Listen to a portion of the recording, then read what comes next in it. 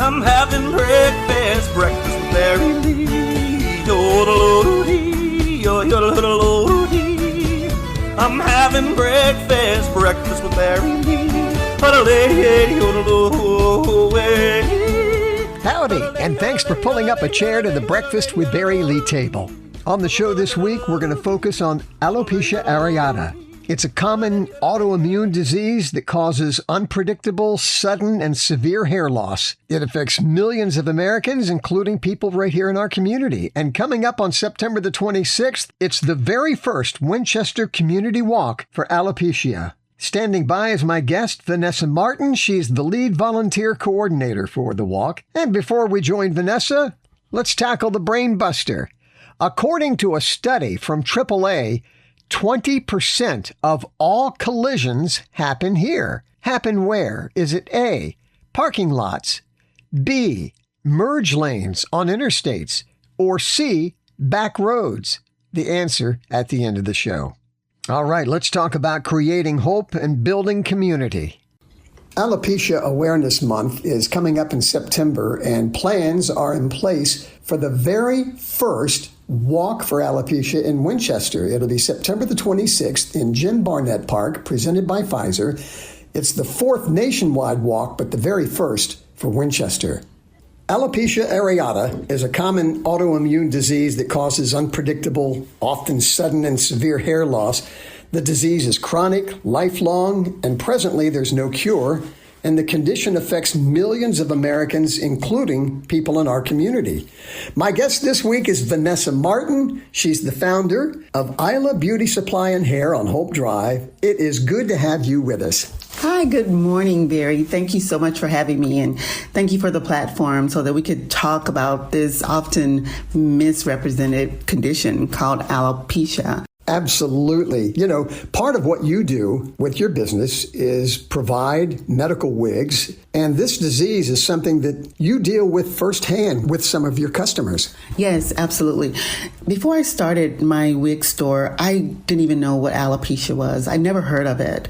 But then week after week, I kept seeing people coming in with hair loss, and I just became very curious. At first, I was just like other folks maybe. I would just look and think that the person was ill. They were sick, there was something going on. And then eventually I started to just question, ask, like I would say something like, so what's bringing you in for your wig? What brings you here? And then they would start telling me about alopecia and the different types of alopecia. My foundation, which is NAV, the National Alopecia Areata Foundation, we focus more on alopecia areata, even though I've seen so many other forms of alopecia. So I was like, you know what? I need to do something about it. And I joined the foundation. I became a member. And then I went a step further to host the first walk in Winchester for alopecia areata. So tell us about alopecia areata. So alopecia areata is a common autoimmune disease which causes unpredictable and often sudden and severe hair loss. And the word alopecia means bald. And the word areata, it means patchy. So the term alopecia areata refers to the full spectrum of the disease from a single bald patch it could be complete hair loss on the scalp and all over the body. While there are multiple causes of the hair loss, all are considered forms of alopecia. There is no cure. There are treatments. Some of the treatments are very expensive, and that's where NAF comes in. And it could be chronic, but it could be you wake up one morning. I was speaking to one young lady. She washed her hair, brushed it, combed it, went to bed. But then she woke up that morning and there was a patch of hair laying on her pillow. She didn't think anything of it. And then the next morning, again, another patch. So that's how quick and how sudden it could come. A lot of my customers that I speak with, a lot of them say they do have a very itchy scalp. That's one thing that a lot of them have in common, an itchy scalp. Being an autoimmune disease, this is where the body's own immune system interprets this as like an enemy or an invader, and so it starts destroying itself? That is correct. And again, I'm not a medical professional, but based on the research from NAV, that is exactly what happens. Your body starts to attack the hair follicles. So with the research that's available, Is there any particular age group or group of people that are more susceptible to alopecia? I'm so glad you asked that question. And before I answer that question, I do want to say that there are now 3 FDA-approved treatments for severe disease in adolescents 12 and older and adults, with more options coming. But the impact is about 2% of people across the world will experience alopecia at some point in their lifetime. And that means that nearly 7 million people in the U.S. and 160 million people worldwide. And alopecia areata can begin at any age, but most develop early in life. More than 80% show signs of the disease before age 40, and 40% experience symptoms by age 20. Wow.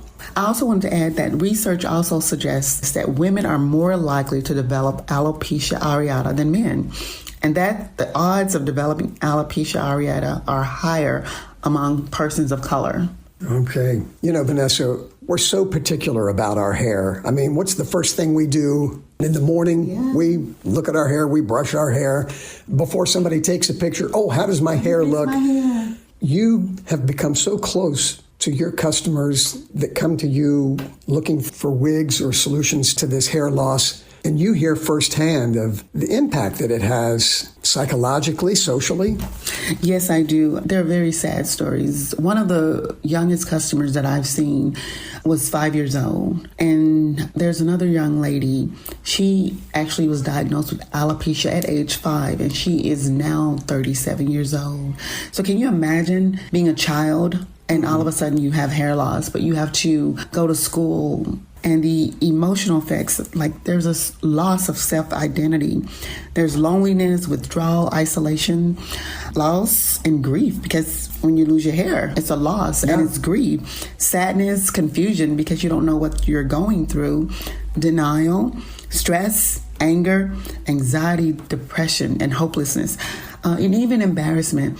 I have one customer, her grandkids don't even know that she has alopecia and that she has hair loss. She has not come out to them to tell them. How I got involved is because my husband has this tattoo on his arm. We both were in the military. In the military, no matter if it's a sailor or a soldier or an airman, they're our family, they're our friends. And when people come into my store, I feel that way. Like they are my friends, they are my neighbors. And whatever I can do to get them to realize that they are not their hair, and also to break the stigma. The first time I saw a person with hair loss, I assumed the person was sick, but they weren't. They were completely healthy. So I think that's one of the big things, is to break the stigma so people don't have that embarrassment, so that people don't have that sense of loneliness, that they're by themselves. Yeah. You know, my husband, he has a tattoo that says, "I am my brother's keeper." So I always tell him, you know, that's serious if you tattoo it on yourself. So, and that's how I feel. I live by that I am my brother's keeper. Beautifully put. So let's talk about the walk itself. You've already mentioned a little bit about the National Alopecia Areata Foundation, and they've played an important role in people's alopecia journey. Is there any more you want to add about the foundation? I just want to say that there are other alopecia foundations out there, but I have to tell you that I think NAV is doing an amazing job. They are driving research to find a cure, making treatments more accessible for individuals who don't have insurance, also making it easier to purchase wigs for those who want to. And their whole vision is to empower the community with choices to embrace or live free of alopecia areata. NAF also, they connect patients to medical and scientific community. They drive research and treatment development. They raise awareness.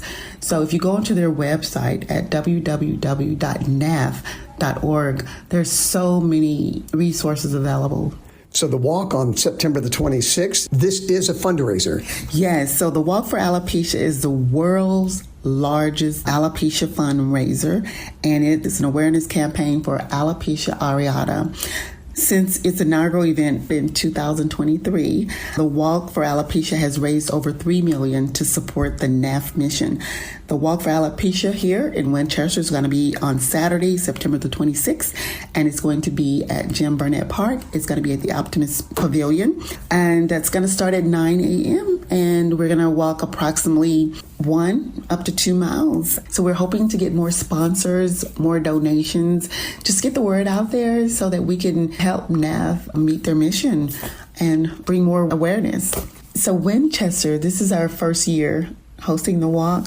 Normally the walk takes places in big cities like Atlanta, Philadelphia, Boston, San Francisco.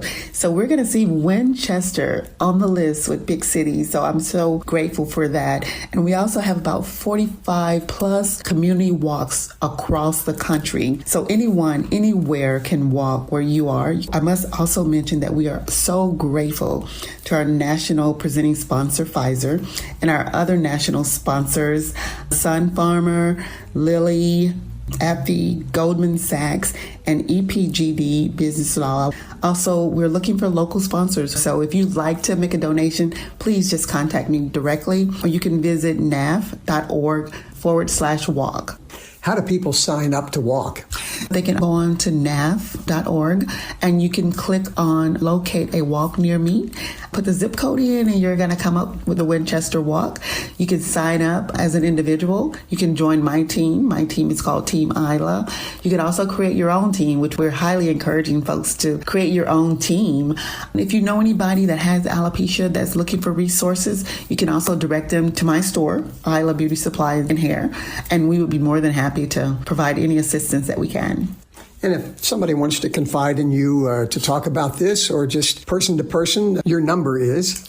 So you can reach me at 540-664-2466, and I'm absolutely always open to sharing or directing you or guiding you to the proper resources.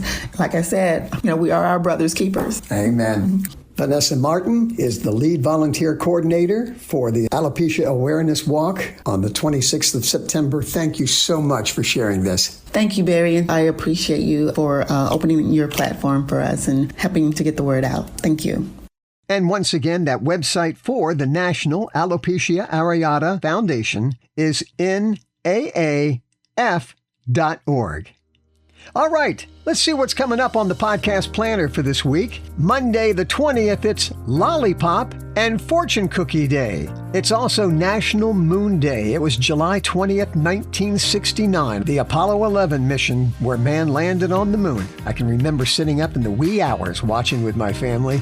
Tuesday the 21st, now this is my kind of day, it's National Junk Food Day. The actual phrase, junk food, originated in the 1970s, and we can thank Michael Jacobson for coming up with that. Wednesday the 22nd, it's National Hammock Day. The hammock dates back thousands of years to Central America, and then explorers brought it to Europe in the 1600s. Thursday the 23rd, it's Vanilla Ice Cream Day. It's also National Lemon Day. Lemons can be used to kill weeds, remove stains, shine chrome, remove odors, keep squirrels away, keep white clothes clean, remove scratches in wood, aid in digestion, reduce inflammation, and eliminate bad breath. Friday the 24th, it's National Cousins Day. It's also National Tequila Day. Saturday the 25th, National Wine and Cheese Day. It's also National Hot Fudge Sundae Day. And then on Sunday the 26th, it's National Parents' Day, Aunt and Uncle's Day, and National Disability Independence Day. The Americans with Disabilities Act was passed July 26, 1990. The ADA provides protection from employment discrimination as well as better access to goods, services, and communications. All right, let's see how you did on the Brain Buster.